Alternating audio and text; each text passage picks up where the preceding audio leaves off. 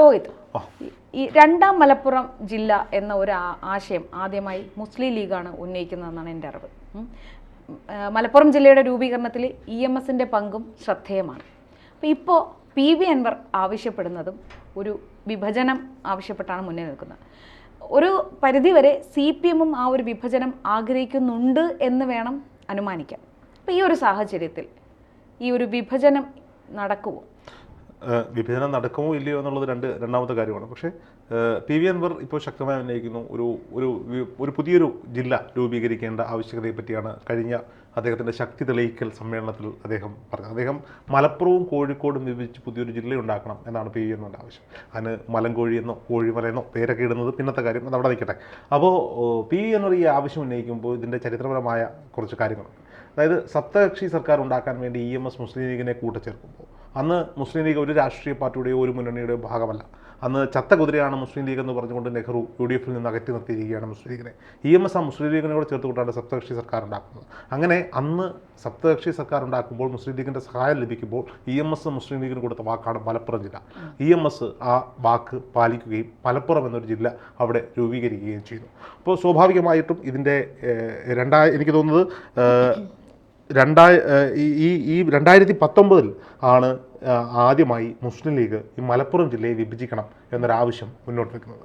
അത് കോഴിക്കോടിനെയോ വയനാടിനെയോ വിഭജിച്ചുകൊണ്ട് മലപ്പുറത്തെയും കൂടി കുറച്ച് ഭാഗങ്ങൾ ചേർത്തുകൊണ്ട് പുതിയൊരു ജില്ല എന്നതിനപ്പുറത്തേക്ക് മലപ്പുറം ജില്ലയെ തന്നെ രണ്ടായി വിഭജിക്കണമെന്നായിരുന്നു മുസ്ലിം ലീഗിൻ്റെ ആവശ്യം. എന്നാൽ കുറച്ചു കാലം കൊണ്ട് മുസ്ലിം ലീഗ് ഈ ആവശ്യം ഉന്നയിക്കുന്നില്ല. അതിൻ്റെ കാരണമെന്ന് പറയുന്നത് തുടർച്ചയായ LDF ഭരണമാണ്. ഇപ്പോൾ LDF ഭരണകാലത്ത് മലപ്പുറം ജില്ലാ വിഭജനം ഉണ്ടായാൽ അല്ലെങ്കിൽ ഏതെങ്കിലും ഒരു ജില്ലാ വിഭജനം ഉണ്ടായാൽ ഭരിക്കുന്ന കക്ഷി ആരാണോ അവർക്ക് പ്രയോജനം കിട്ടുന്ന രീതിയിലായിരിക്കും അതിൻ്റെ വിഭജനം ഉണ്ടാവുക എന്ന ഉത്തമ ബോധ്യം മുസ്ലിം ലീഗിനുണ്ടായതുകൊണ്ടാണ് അവർ അത് ആവശ്യപ്പെടാത്തത്. കാലാകാലങ്ങളായി സപ്തകക്ഷി സർക്കാർ 2 വർഷം കൊണ്ട് അടിച്ചു പിരിയുന്നു. CPI മുസ്ലിം ലീഗും UDFിലേക്ക് പോകുന്നു. 12 വർഷങ്ങൾക്ക് ശേഷം CPI UDFിൽ നിന്ന് തിരിച്ചു വരുമ്പോഴും മുസ്ലിം ലീഗ് അന്ന് തൊട്ട് ഇന്ന് വരെ വളരെ കരുത്തോടുകൂടി UDFിൻ്റെ രണ്ടാം കക്ഷിയായി മുന്നോട്ട് പോയിക്കൊണ്ടിരിക്കുകയാണ്. അപ്പോൾ ഇടതുപക്ഷം ഭരിക്കുന്ന സമയത്ത് ഒരു വിഭജനം ഉണ്ടായാൽ ഒരുപക്ഷെ കോഴിക്കോട്, വയനാട്, മലപ്പുറം ഇതിൻ്റെ ഭാഗങ്ങൾ ചേർത്തൊരു പുതിയൊരു ജില്ല ഉണ്ടാകുമ്പോൾ അത് CPMന് അല്ലെങ്കിൽ ഇടതുപക്ഷത്തിന് അനുകൂലമാകുന്ന തരത്തിലായിരിക്കും അതിൻ്റെ വിഭജനം ഉണ്ടാകുക എന്ന ഉത്തമ ബോധ്യം മുസ്ലിം ലീഗിനുമുണ്ട്, കോൺഗ്രസിനുമുണ്ട്. അതുകൊണ്ടാണ് കഴിഞ്ഞ കുറേ നാളുകളായി മുസ്ലിം ലീഗ് ഈ ആവശ്യം മുന്നോട്ട് വെക്കാത്തത്. മുസ്ലിം ലീഗിന് മുമ്പ് ഇത് ആദ്യം മുന്നോട്ട് വെച്ച പാർട്ടി INL ആണ്. അപ്പോൾ UDFന് ഒരു കാലത്തും ഈ വിഭജനത്തിനോട് താല്പര്യം ഉണ്ടായി എന്ന് വരില്ല. കാരണം വയനാട് എന്ന് പറയുന്നത് അല്ലെങ്കിൽ കോഴിക്കോടിൻ്റെ ചില ഭാഗങ്ങൾ എന്ന് പറയുന്നത് കോൺഗ്രസിൻ്റെ ശക്തി കേന്ദ്രങ്ങളാണ്. ഈ ശക്തി കേന്ദ്രങ്ങൾ കൂടി ഈ പുതിയ ജില്ലയോടൊപ്പം ചേർത്താൽ അവിടെ തീവ്ര മുസ്ലിം വാദങ്ങൾ ഉന്നയിക്കുന്ന SDPI പോലെ, മുസ്ലിം ലീഗ് പോലെ, INL പോലെയുള്ള പാർട്ടികൾക്ക് വലിയ വേരോട്ടം ഉണ്ടാകും. കോൺഗ്രസിൻ്റെ ഒരു പ്രാധാന്യം അവിടെ നഷ്ടപ്പെടുകയും അവരുടെ വോട്ട് ബാങ്ക് അവിടെ നഷ്ടമാവുകയും ചെയ്യുമെന്ന് കോൺഗ്രസിന് ഉത്തമ ബോധ്യമുണ്ട്. ഒരു കാലത്തും ഈ വിഭജനത്തെ കോൺഗ്രസ് അംഗീകരിക്കാൻ ഇടയില്ല എന്ന് പറയുന്നത് അവിടെയാണ്. അതേസമയം ഇടതുപക്ഷത്തെ സംബന്ധിച്ചിടത്തോളം ഇപ്പോൾ ഒരു വിഭജനമുണ്ടായാൽ, മലപ്പുറം ജില്ലയെ വിഭജിക്കാൻ സാധിച്ചാൽ, നമുക്കറിയാം മലബാർ എന്ന് പറയുന്നത് പലപ്പോഴും ഇടതുപക്ഷത്തിനും BJPക്കുമൊക്കെ ബാലികേറാമലയായി നിൽക്കുന്ന ഒരു ഭാഗമാണ്. പലപ്പോഴും മലബാർ എന്നൊരു സംസ്ഥാനം വേണമെന്ന് തന്നെ ആവശ്യങ്ങൾ ഉന്നയിക്കുന്ന പല ആളുകളെയും നമ്മൾ ഈ മേഖലയിൽ കണ്ടിട്ടുണ്ട്. അപ്പോൾ ഇടതുപക്ഷത്തെ സംബന്ധിച്ചിടത്തോളം ഈ കോൺഗ്രസിൻ്റെയോ മുസ്ലിം ലീഗിൻ്റെയോ അല്ലെങ്കിൽ ഈ പറയപ്പെടുന്ന വർഗീയ പാർട്ടികളുടെ ഏതെങ്കിലുമൊക്കെയോ അല്ലെങ്കിൽ ഏതെങ്കിലുമൊക്കെ പാർട്ടികളുടെ UDFിനൊപ്പം നിൽക്കുന്ന പാർട്ടികളുടെ പ്രാധാന്യമുള്ള കൂടുതൽ വോട്ട് ഷെയറുള്ള ഭാഗങ്ങളെ ഒഴിവാക്കിക്കൊണ്ട് അതിനെ മിക്സ് ചെയ്തുകൊണ്ട് ഒരു ന്യൂട്രൽ സ്വഭാവത്തിലേക്ക് കൊണ്ടുവന്നുകൊണ്ട് ഇടതുപക്ഷത്തിനും കൂടി അല്പം ക്ലച്ച് പിടിക്കുന്ന സ്ഥലങ്ങൾ ഉൾപ്പെടുത്തിക്കൊണ്ട് പുതിയൊരു ജില്ല ഉണ്ടാക്കിയെടുത്താൽ അത് ഇടതുപക്ഷത്തിനെന്നും ഒരു പ്രയോജനമായിരിക്കുമെന്ന ഉത്തമ ബോധ്യമുണ്ട്. PV അൻവറിന്റെ ആവശ്യം ഇടതുപക്ഷം അവർക്ക് അനുകൂലമായ രീതിയിൽ നടപ്പാക്കാൻ എന്തെങ്കിലും സാധ്യത? അല്ല, PV അൻവർ ഇപ്പോഴത്തെ ഒരു സാഹചര്യത്തിൽ ശത്രുപക്ഷത്ത് നിൽക്കുന്നതുകൊണ്ട് ഇപ്പോൾ ഈ PV അൻവറിന്റെ ആവശ്യം ഉന്നയിച്ചാൽ അത് PV അൻവറിന് കൂടുതൽ മൈലേജ് നൽകുമെന്നുള്ളത് കൊണ്ട് ഇടതുപക്ഷം അതിന് തയ്യാറാകുമെന്ന് എനിക്ക് തോന്നുന്നില്ല. നോക്കൂ, കേന്ദ്ര സർക്കാരിന്റെ അനുമതി പോലും വേണ്ട ഒരു സംസ്ഥാനത്തെ ജില്ലകളെ വിഭജിക്കുന്നതിന്, നിലവിലുള്ള ജില്ലകളുടെ പേര് മാറ്റുന്നതിനാണ് കേന്ദ്ര സർക്കാരിന്റെ അനുവാദം വേണ്ടത്. ഭരണകക്ഷി വിചാരിച്ചാൽ ഒരു നിയമസഭയിൽ ഒരു ബില്ല് പോലും പാസ്സാക്കാതെ ഈ ജില്ലാ വിഭജനം എന്നത് യാഥാർത്ഥ്യമാകും. റവന്യൂ വകുപ്പ് ഭരിക്കുന്ന CPI ആണ്. അപ്പോൾ CPIക്ക് വേണമെങ്കിലും ഇത് തീരുമാനത്തിലേക്ക് എത്താം. പക്ഷേ നിലവിലത്തെ മുന്നണി സംവിധാനത്തിൽ അതൊരിക്കലും സാധ്യമാകുന്ന ഒരു കാര്യമല്ല. അപ്പോൾ നോക്കൂ, ഈ രണ്ടാം മലപ്പുറം ജില്ല മാത്രമല്ല ആവശ്യം. കാലാകാലങ്ങളായി 3 പതിറ്റാണ്ടുകളായി ഇവിടെ എറണാകുളത്തിൻ്റെ ഒരു ഭാഗവും കോട്ടയത്തിൻ്റെ ഒരു ഭാഗവും ഇടുക്കിയുടെ ഒരു ഭാഗവും ചേർത്തുകൊണ്ട് മൂവാറ്റുപുഴ എന്നൊരു ജില്ല വേണമെന്ന ആവശ്യം 3 പതിറ്റാണ്ടുകളായി ഇത്തരത്തിൽ ഉയർന്നു കേൾക്കുന്നുണ്ട്. ഇപ്പോൾ ഒന്ന് മിണ്ടാണ്ടിരിക്കുകയാണ്. അപ്പോൾ സ്വാഭാവികമായിട്ടും മലപ്പുറത്തിനൊരു ജില്ലാ വിഭജനം ഉണ്ടായാൽ ഇവിടെയും ഈ ആവശ്യം, മധ്യ കേരളത്തിലും ഈ ആവശ്യം ഉയർന്നു വരുമെന്നുള്ളത് സർക്കാരിന് ഉത്തമ ബോധ്യമുള്ള കാര്യമാണ്. ഒരു സംശയം കൂടെ ചോദിച്ചോട്ടെ, ഇങ്ങനെ ഈ അതിർത്തി പുനർനിർണയിച്ച് പുതിയ ജില്ലകൾ രൂപീകരിക്കുമ്പോൾ വോട്ട് ബെനിഫിറ്റ് രാഷ്ട്രീയപരമായി രാഷ്ട്രീയ കക്ഷികൾക്ക് ഉണ്ടാകുന്ന നേട്ടത്തിലുപരിയായി ജനങ്ങൾക്ക് എന്തെങ്കിലും നേട്ടം ഉണ്ടാവും? അല്ല, സ്വാഭാവികമായും ഉണ്ടാകുമല്ലോ. കാര്യം ഒരു ജില്ലാ ആസ്ഥാനത്തേക്ക് ഓടിയെത്തേണ്ടുന്ന ആളുകൾക്ക് അങ്ങനെയുള്ള ഭരണ സംവിധാനങ്ങൾ, അങ്ങനെയുള്ള സംവിധാനങ്ങളെല്ലാം ക്രോഡീകരിക്കാൻ സാധിക്കും.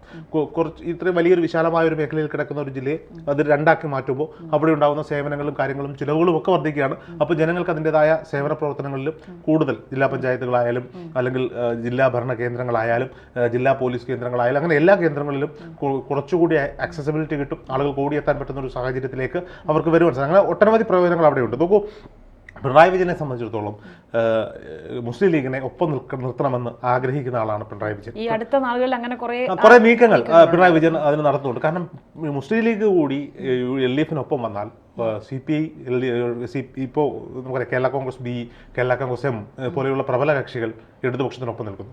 അപ്പോൾ മുസ്ലിം ലീഗ് കൂടി വന്നു കഴിഞ്ഞാൽ ഇടതുപക്ഷത്തിന് വീണ്ടും ഒരു തുടർഭരണം സാധ്യമാകുമെന്ന കാര്യത്തിൽ യാതൊരു വിധമായ സംശയമില്ല. അവർക്ക് ബാലികേറാമലയായി നിൽക്കുന്ന മലബാർ മേഖലയിലേക്ക് കൃത്യമായി കടന്നു കയറാൻ മുസ്ലിം ലീഗിൻ്റെ വരവോടുകൂടി ഇടതുപക്ഷത്തിന് സാധിക്കും. ഈ MM ലോറൻസ് തുടക്കത്തിൽ ലോറൻസ് ഇടതുപക്ഷ കൺവീനറായിരിക്കുന്ന സമയത്ത് മുസ്ലിം ലീഗിനെ തിരിച്ചു കൊണ്ടുവരുവാൻ വേണ്ടിയിട്ട് ആവുന്നത്രയൊക്കെ ശ്രമിച്ചതാണ്. 12 വർഷക്കാലം ലോറൻസ് വലിയ പ്രവർത്തനങ്ങൾ നടത്തി. എന്നാൽ ഒരു ഡസനിലധികം തവണ ചർച്ചകൾ നടത്തി. എന്നാൽ അതിന് സാധ്യമായില്ല. ലോറൻസിന് ശേഷം LDF കൺവീനറായി വന്നിരുന്നത് VS അച്യുതാനന്ദനാണ്. എന്നാൽ VS അച്യുതാനന്ദൻ കടുത്ത മുസ്ലിം ലീഗ് വിരോധിയായിരുന്നു. മുസ്ലിം ലീഗിനെ കൊണ്ടുവരില്ല എന്ന് മാത്രമല്ല, അവരെ നിശ്ചിതമായി വിമർശിക്കാനും VS അച്യുതാനന്ദൻ മുൻകൈ എടുത്തിരുന്നു എന്നാണ്. അതിനുശേഷം പാലോളി മുഹമ്മദ് കുട്ടി LDF കൺവീനറായി വന്ന സമയത്തും മുസ്ലിം ലീഗിനെ അകറ്റി നിർത്തുന്ന നയമാണ് അദ്ദേഹം സ്വീകരിച്ചത്. എന്നാൽ അതിനുശേഷം വൈക്കം വിശ്വൻ ഇടതുപക്ഷ കൺവീനറായി വന്ന സമയത്ത് ഒട്ടനവധി ചർച്ചകൾ മുസ്ലിം ലീഗിനെ മുന്നണിയിലേക്ക് കൊണ്ടുവരുന്നതുമായി ബന്ധപ്പെട്ട് നടന്നിരുന്നു. അതൊന്നും വൈക്കം വിശ്വന്റെ താല്പര്യമായിരുന്നില്ല. അന്ന് CPM പാർട്ടി സെക്രട്ടറി ആയിരുന്ന പിണറായി വിജയന്റെ താല്പര്യമായത്തിലാണ് വൈക്കം വിശ്വൻ ഇതിന് മുതിർന്നത് എന്നാണ് രാഷ്ട്രീയ നിരീക്ഷകർ പറയുന്നത്. സ്വാഭാവികമായും അന്ന് പാർട്ടി സെക്രട്ടറി ആയിരുന്ന പിണറായി വിജയൻ ഇന്ന് മുഖ്യമന്ത്രിയായി തുടരുമ്പോൾ ഈ രണ്ടാം പിണറായി സർക്കാരിന് വീണ്ടും ഒരു തുടർഭരണം ഉണ്ടാക്കാൻ മുസ്ലിം ലീഗിനെ കൂടെ കൂട്ടാൻ കഴിയുമെങ്കിൽ അതിന് സാധ്യമായതെല്ലാം ചെയ്യാൻ അദ്ദേഹം മുൻകൈ എടുക്കുമെന്ന കാര്യത്തിൽ ആർക്കും സംശയമൊന്നും വേണ്ടാത്ത കാര്യമാണ്. ഇപ്പോൾ PV അൻവർ ഈ വിഷയം മുന്നോട്ട് വെക്കുന്നു. PV അൻവർ PV അൻവറിൻ്റെ ആവശ്യം പോലെയാണ് മുന്നോട്ട് വെക്കുന്നത്. ഇത് PV അൻവറിൻ്റെ ആവശ്യമല്ല. ചരിത്രപരമായി നോക്കുകയാണെങ്കിൽ വർഷങ്ങളായി ഉണ്ടായി വരുന്ന ഒരാവശ്യമാണ് മലബാർ എന്ന് പറയുന്ന, മലപ്പുറം എന്ന് പറയുന്ന ജില്ലയെ വിഭജിക്കണമെന്നത്. രണ്ട് വാദങ്ങളാണ് അവിടെ നിൽക്കുന്നത്. ഇപ്പോൾ നിലവിലുള്ള മലപ്പുറത്തിനെ രണ്ട് ഭാഗങ്ങളായി തിരിക്കുക, അതല്ലെങ്കിൽ ഇപ്പോൾ മലപ്പുറത്തിൻ്റെ ഭാഗമായ ഭൂരിപക്ഷ ഭാഗവും കോഴിക്കോടിൻ്റെ ഒരു ഭാഗവും വയനാടിൻ്റെ ഭാഗവും അടർത്തിയെടുത്ത് പുതിയൊരു ജില്ല. ഈ രണ്ട് ആവശ്യങ്ങളാണ് മുന്നോട്ട് ആളുകൾ വെച്ചുകൊണ്ടിരിക്കുന്നത്. എന്തായാലും PV അൻവറിൻ്റെ നേതൃത്വത്തിൽ ഒരു ജനകീയ മുന്നേറ്റം നടക്കുന്നുണ്ട്. അതൊരു ജനകീയ പാർട്ടിയായി മാറാൻ ഒരുപാട് ബുദ്ധിമുട്ടുകളുണ്ട്. കാരണം ഇപ്പം PV അൻവർ ഒരു പാർട്ടിയല്ല പ്രഖ്യാപിച്ചിരിക്കുന്നത്, ഒരു ജനകീയ മുന്നേറ്റം പ്രഖ്യാപിച്ചിരിക്കുന്നു. സ്വാഭാവികമായും PV അൻവർ എന്താണ് പറയുന്നത് എന്നറിയാൻ, എന്താണ് അവിടെ നടക്കുന്നതെന്നറിയാൻ അവിടെ വരുന്നതിൽ ഈ കണ്ട ജനസാഗരത്തിൽ കോൺഗ്രസ്സുകാരുണ്ടാവും, CPMകാരുണ്ടാവും, BJPക്കാരുണ്ടാകും, മുസ്ലിം ലീഗുകാരുണ്ടാവും, മറ്റുള്ള ചെറിയ ചെറിയ പാർട്ടികളുടെ ആളുകളൊക്കെ ഉണ്ടാവും. അതായത് അൻവറിനുള്ള പിന്തുണയിലുപരി അവിടെ എന്ത് നടക്കുന്നു എന്ന് അറിയാനുള്ളവരും കൂടി ഈ ആൾക്കൂട്ടത്തിൽ ഉണ്ട്. അതേസമയം ഒരു രാഷ്ട്രീയ കക്ഷിയായി മാറുമ്പോൾ ആ രാഷ്ട്രീയ കക്ഷിയുടെ ആശയങ്ങളിലേക്ക് പോകണമോ വേണ്ടയോ എന്ന് തീരുമാനിക്കുന്നത് ജനങ്ങളാണ്. അപ്പോൾ PV അൻവറിന് അങ്ങനെ ഒറ്റയ്ക്കൊരു പാർട്ടിയായി നിലനിൽക്കാനുള്ള ത്രാണി ഉണ്ടോ എന്ന കാര്യത്തിൽ സംശയമാണ്. കാരണം PV അൻവറിന് ഒരുപാട് നെഗറ്റീവുകൾ പിന്നണിയിലുണ്ട്. ഇപ്പോൾ കിട്ടിയിരിക്കുന്ന ഒരു ഹീറോ പരിവേഷം വളരെ പെട്ടെന്ന് വന്നതാണ്, അത് പെട്ടെന്ന് തന്നെ നശിച്ചു പോകും എന്ന കാര്യത്തിൽ അതാണല്ലോ ചരിത്രം പഠിപ്പിക്കുന്നത്. നമുക്കിപ്പോൾ നമുക്കറിയാം, ഒറ്റയ്ക്ക് പാർട്ടിയെ നയിക്കുന്ന KB Ganesh Kumar, Kerala Congress B, Anoop Jacob, Kerala Congress Jacob group, ഇത് ചെറുപ്പക്കാർ താരതമ്യേന ചെറുപ്പക്കാരെന്ന് പറയാവുന്ന രാഷ്ട്രീയ നേതാക്കന്മാരാണ്. പക്ഷേ ഇവർക്കൊക്കെ അച്ഛന്മാരുണ്ടാക്കി കൈമാറ്റം ചെയ്തു കൊടുത്ത മാതൃസംഘടന നടത്തിയെടുത്തുകൊണ്ട് വന്ന ഒരു വലിയ ജനക്കൂട്ടം അവർക്കൊപ്പം ഉണ്ടായത്. PV അൻവർ അങ്ങനെ ഒരു ജനക്കൂട്ടത്തെ ഉണ്ടാക്കിയെടുക്കണമെങ്കിൽ PV അൻവറിന്റെ പെർഫോമൻസുകൾ, നിലപാടുകൾ ഇതെല്ലാം മുന്നോട്ട് വെക്കുന്നത്. അതുകൊണ്ടായിരിക്കാം ഒരുപക്ഷെ DMK-യുമായി അദ്ദേഹം ഒന്ന് ചേർന്ന് പ്രവർത്തിക്കാം. കുറച്ചെങ്കിലും ആളുകൾ ഒരു രാഷ്ട്രീയ പാർട്ടിക്കൊപ്പം ഉണ്ടാകുമല്ലോ. എന്തായാലും DMK-ക്ക് കുറച്ച് ആളുകളൊക്കെ അങ്ങോളം ഇങ്ങോളം നുള്ളിപ്പറക്കിയെടുത്തുള്ള 1000 പേരെ കേരളത്തിൽ കിട്ടുമായിരിക്കും. അവരെയൊക്കെ ചേർത്തുകൊണ്ട് ഇദ്ദേഹത്തിന്റെ കൂടെയുള്ള 1000 പേരെയും കൂടി ചേർത്തുകൊണ്ട് പതുക്കെ തുടങ്ങിയെടുക്കാനായിരിക്കാം PV അൻവർ ചിന്തിക്കുന്നത്. എന്തായാലും ഈ വരാൻ പോകുന്ന ത്രിതല പഞ്ചായത്ത് തിരഞ്ഞെടുപ്പുകളിൽ നിലമ്പൂർ മേഖലയിലെങ്കിലും ഈ PV അൻവറിന്റെ DMK കറുത്ത കുതിരയാകുമെന്ന കാര്യത്തിൽ യാതൊരു വിധമായ സംശയവുമില്ല. PV അൻവർ ആണ് ഈ വിഷയം ഉന്നയിച്ചിരിക്കുന്നത് എന്നതുകൊണ്ട് തന്നെ ഇടതുപക്ഷം ഒരിക്കലും ഈ മലപ്പുറം വിഭജനം എന്ന ആവശ്യത്തിനോട് ഇപ്പോൾ മുഖം തിരിച്ചു നിൽക്കും എന്ന് തന്നെയാണ് ഞാൻ വിചാരിക്കുന്നത്. പിണറായി വിജയൻ ഇപ്പോൾ അത് ആഗ്രഹിച്ചാൽ പോലും അത് PV അൻവർ ഇപ്പോൾ ഇത് അവരുടെ ഫസ്റ്റ് ആവശ്യമായി മുന്നോട്ട് വെച്ചിരിക്കുന്നത് കൊണ്ട് അതിന് നിന്നു കൊടുക്കുമെന്ന് എനിക്ക് തോന്നുന്നില്ല. ഒരു ഡൗട്ടോടെ ചോദിച്ചോ. PV അൻവറിൻ്റെ പിന്നിൽ ഇപ്പം ഇടതുപക്ഷക്കാരും കോൺഗ്രസിൻ്റെ ആൾക്കാരും എല്ലാം ഒരു പഴയ ഒരു ബാക്ക്ഗ്രൗണ്ട് അൻവറിനുണ്ട്, കോൺഗ്രസ് ബാക്ക്ഗ്രൗണ്ട് ഉണ്ട്.